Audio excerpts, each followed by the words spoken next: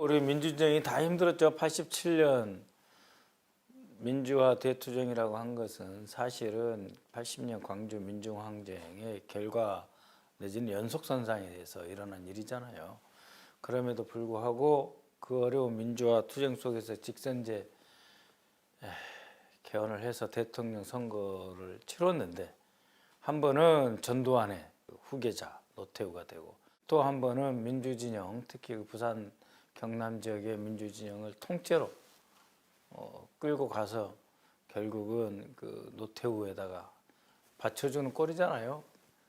그때 여소야대 정국이었는데 김영삼, 김종필이 감으로써 다시 여당이 훨씬 더 크게 돼버리고 김대중 평화민주당 하나만 남았었잖아요. 그런 속에서 치러진 대선이라서 처음부터 굉장히 불리한 구도였죠. 그래서 결국 김영삼이 당선이 됐었던 거 아닙니까?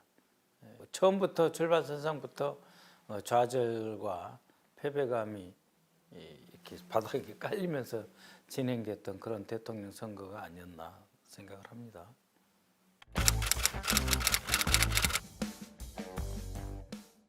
메시아 김대중 맞죠?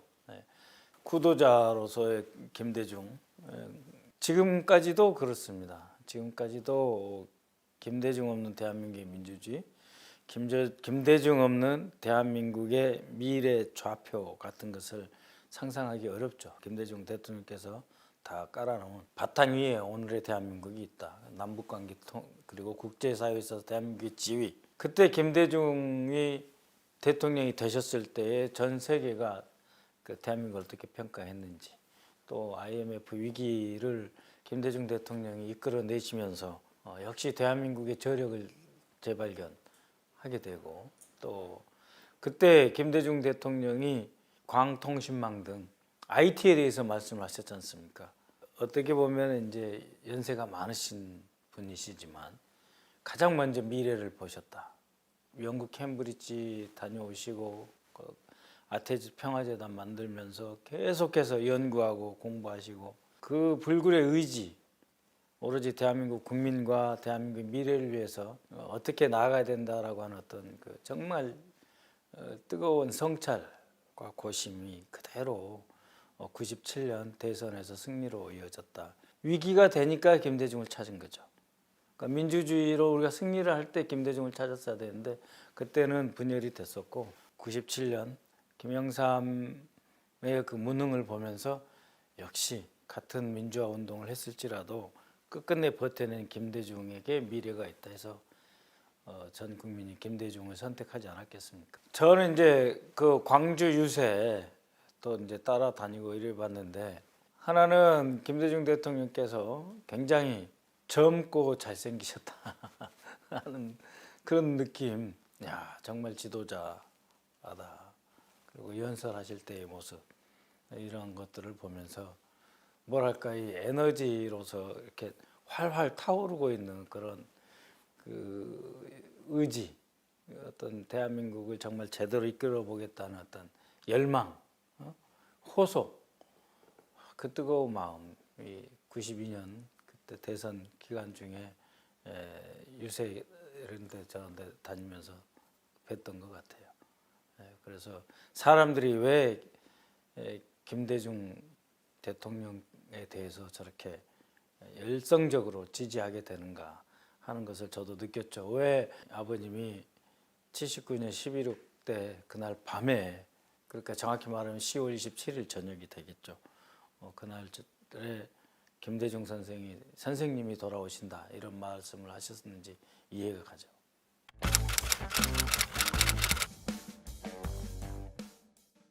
미국으로 유학을 갈 수가 없죠. 저는 이제 그 미문화원 사건 때문에 여권도 이제 요즘 분들 잘 기억 못 하실지 모르는데 해외에 한 번만 나갔다 오는 여권, 그걸 단수 여권이라고 하거든요. 그러니까 그 단수 여권을 가지고는 미국이나 일본은 여행도 안 됩니다. 비자가 안 나옵니다. 그래서 아예 처음부터 유학을 미국을 꿈꿀 수가 없었죠. 그래서 이제 상대적으로 그 영어권이면서 좀 자유로운 사상을 가지고 우리 대한민국처럼 중견 국가인 그 영국, 밖에는 저로서는 이 유학에 대안이 없었습니다. 그래서 영국에 있는 대학교 중에 이제 그 국제 정치 나름대로 그 이름이 있는 대학교로 워릭 대학교를 가게 된 것이죠. 유학을 가고 싶어도 아무데나 갈 수 있는 거 아니잖아요. 영국, 미국, 일본, 프랑스, 독일 정도 한 5개 나라 정도를 주로 유학을 많이 갔었는데요. 뭐 이제 그 뒤에는 중국도 있고 그렇습니다만 그때 그래서 저는 영국을 선택하게 됐습니다.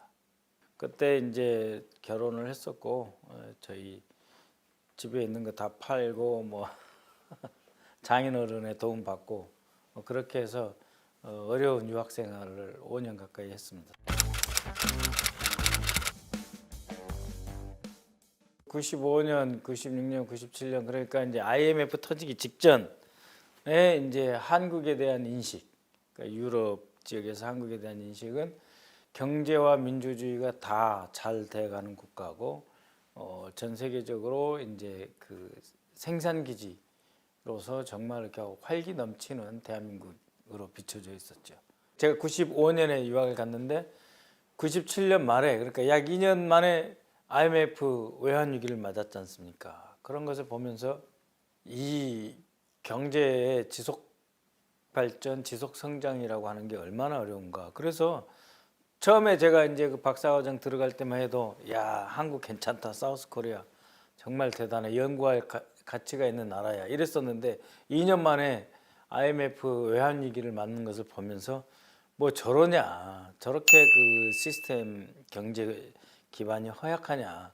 도대체 왜 저런 문제가 생겼냐. 그러면서 이제 잘된 대한민국이 망한 대한민국으로 가는 것에 대한 것들 보면서 유럽에서는 아시아 별거 없다. 엊그제까지만 해도 야 정말 아시아에서 새로운 4마리 영 중에 한국이 제일 뛰어나다. 그랬었는데 아 그게 아니네. 결국은 국제 경제 그다음에 경제적 기반이라고 하는 것이 그렇게 쉽게 다져지는 것이 아니야. 금방 수출해서 대충 먹고 산다고 해서 그 나라의 전체 실력이 커지는 건 아니잖아 하는 부정적인 인식으로 확 돌아서는 그런 모습. 그러니까 국제사회에서 어느 한 나라 한 국가에 대한 평가라고 하는 것은 매우 냉정하고 싸늘하죠. 잘 될 때는 잘 됐다고 찬사를 보내주지만 위기에 처한 모습을 보면서 아이고 아니야 저 나라는 아직 멀었어. 그때 이제 등장하신 분이 이제 김대중 대통령이시고 그런 속에서 경제와 민주주의 그다음에 지도자 이런 것들에 대해서 복합적으로 많은 생각을 하게 됐던 유학 생활이었습니다. 그리고 이제 제 박사 논문의 주제는 1979년부터 81년까지 한국의 정권 교체기에 미국과 일본의 정치적 영향력을 비교하는 것이고 이론적 기초는 이제 동맹이론으로 분석을 해봤습니다. 그래서 한국을 동맹이라고 믿는 미국이 1차적으로 민주주의도 잘 되고 경제와 안보도 미국에 도움이 되면은 셋 다 추구를 하지만 동맹과 민주주의, 경제 셋 중에서 동맹의 이익이 더 우선시 된다 그러면 나머지는 언제든지 제껴질 수 있다라고 하는 거고 그 제껴지는 과정에서 일본이 더 가세해서 그 민주주의와 한국의 경제보다는 자신의 국가 안보상의 이익을 위해서 한국이 동북아에서 전초기지로서 어떤 역할을 하는가에만 집중을 한다. 그래서 냉정한 그 일본과 미국의 자국 중심 대한민국의 어떤 그 전략적 기능 역할도 아니고요. 전략적 기능입니다. 기능만 중시한다라고 하는 것을 이제 확실하게 느끼게 됐죠.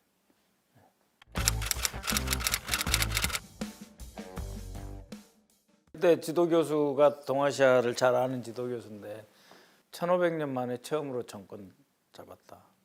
1500년 만에 처음으로 뭐 통일 대한민국은 아니죠. 그것도 그렇지만은 한국에서 그 호남이라고 하는 지역의 지도자가 정권을 잡았다.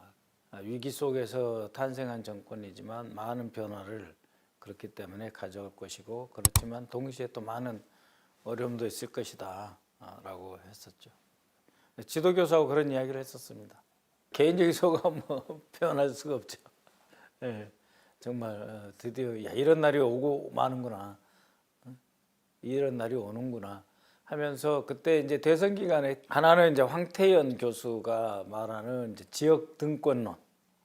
아니 영남에서도 대통령이 나오고 하는데 호남이라고 대통령이 안 나올 수 있느냐. 지역주의를 인정하면서 모든 지역은 동등하다. 그래서 영남에서 계속 대통령이 나왔으니까 호남에서도 나와야 되고 호남에서 독자적으로 어렵다면 그동안 대통령이 안 나왔던 지역 충청권과 연대해서 함께 그 정권을 만들 수 있는 것이 아니냐라고 하는 지역 등권론도 상당히 이제 재미있게 봤고요. 또 한 가지는 이제 황태현 교수가 주장하는 이제 중도 정치, 중도 국가론. 그러니까는 대한민국에서 중도 노선이 중요하다.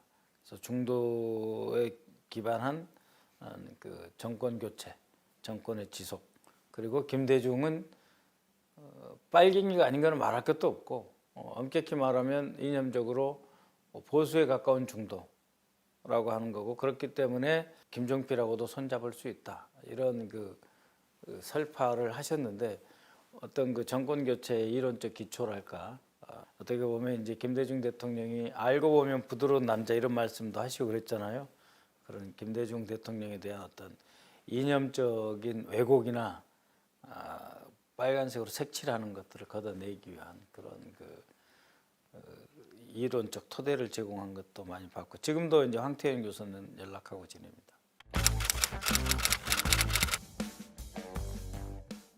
제가 이제 2000년 이제 3월부터 이제 연세대 국제연구소에서 연구 활동을 하는데 그때 이제 한 서너 달 지났던가 했는데 그때는 이제 김민석 의원이었어요.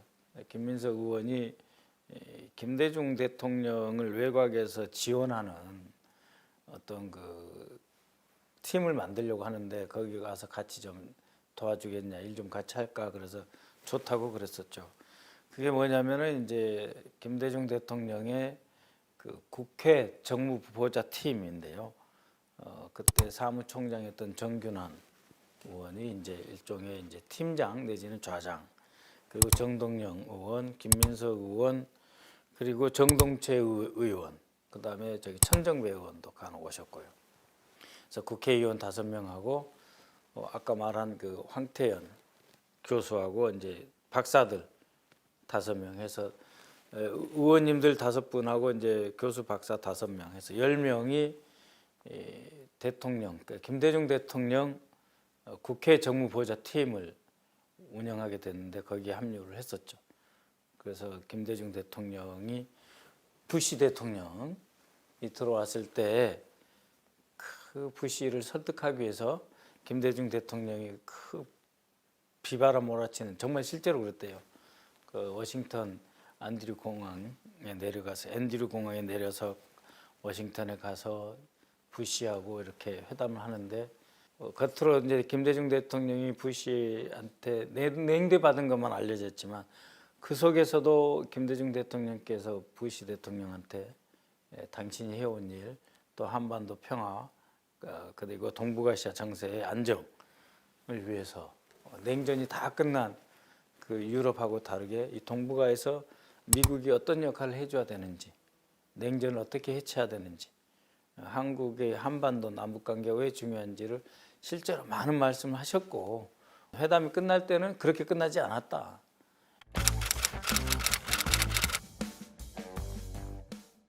남북 정상회담 때 정말 김대중 대통령님이 그 비행기에서 내려서 평양 땅을 밟는 그 순간, 그러니까 이제 그 전에 그 화면 다음에 이제 그 북한 사람들이 이제 김대중 대통령님 막 이렇게 환영하고 뭐 이런 사진, 김대중 대통령께서 이렇게 비행기에서 내리기 직전에 이렇게 한번 싹 돌아보시면서 그 트랩이라고 그러죠. 비행기에서 내려서 평양 땅을 밟았던 그 순간 정말 온 국민이 환호성을 질렀죠.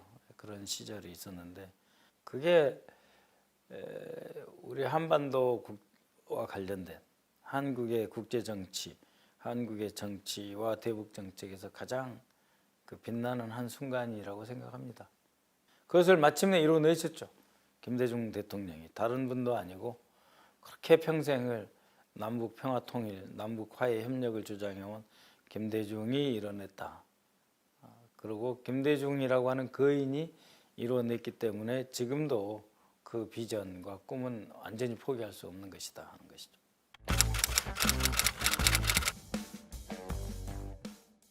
김대중 대통령 외곽 정무보좌팀에서 이제 한 1년 반 정도, 1년 반 좀 못되게 활동을 했는데 그때 이제 우리 김대중 대통령이 많은 어려움에 처하셨죠. 이제 자녀 문제로.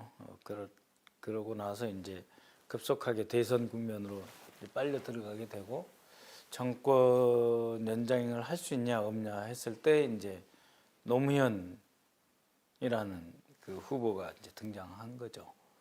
그때 정동영 의원님, 그러니까 정동영 의원님은 이제 대선 후보로 그때 나오셨고, 저는 그때 이제 노무현 후보의 그 안보팀으로 들어갔습니다. 그때는 이제 이종석 장관, 윤영관 교수, 서동만 교수 등과 함께 노무현 안보팀에서 캠프에서 일을 했었죠. 그때 그 아까 말씀드린 그 이제 대통령 보좌 팀에서 여론조사를 한번 했었는데요. 누가 그때 그 후보, 상대 후보를 이길 수 있을 것인가 라고 했을 때 이인재 후보는 한 27% 정도 나왔고요. 노무현 고모님은 18% 나오고 또 다른 여론조사는 한 32% 나오고, 그러니까 그때 이회창이었잖아요. 이회창한테 오히려 해볼 만한 잠재력이 있는 후보가 된 거예요. 그 팀에서 한 여론조사는 그때는 아마 정동영 후보 의원님은 이제 여론조사에 안 넣었을 때인데 이인재는 이제 27%, 25% 나오고 상대방은 한 40% 이상 나오고 할 때인데 노무현 후보가 의외로 아주 낮게 나오지만 또 아주 높게도 나오는 거예요. 그러니까 뭐라 그럴까, 이게 탄력성이 있으니까 오히려 노무현 가능성도 있다라고 하니까 다들 에이 이제 그만하자 이렇게 된 거예요. 왜냐면 정동영 의원님은 정동영 의원님대로 이제 대선 준비를 이제 하셔야 되는 거고, 또 그 중에 일부는 이인재를 지지하던 사람도 있었고, 근데 갑자기 노무현이라고 하는 그 잠재적인 그 민주당 대선 후보를 넣어보니까 아주 적게도 나오고 아주 높게도 나오고 이 여론조사 잘못됐나 하는 생각이 들 정도로 이제 그런 분위기에서 이 김대중 대통령의 외곽 정무팀은 이제 해산을 하였습니다. 정동영 의원님이 대선으로 나가기 위해서 뭐 권노갑 등은 다 사퇴해라 뭐 이런 시기였어요. 후선은 일선에서 물러나라 뭐 이럴 때, 그럴 때여가지고 더 이상 뭐랄까 김대중 대통령 보좌에 전념하기 어려운 상황, 대선이 가까워지니까 그래서 자연스럽게 해산 내지는 해체가 돼버리더라고요. 그 속에서 저는 정동영 후보 의원에 대한 여론조사는 없었고 그때는, 그래서 노무현 쪽을 선택하게 된 겁니다.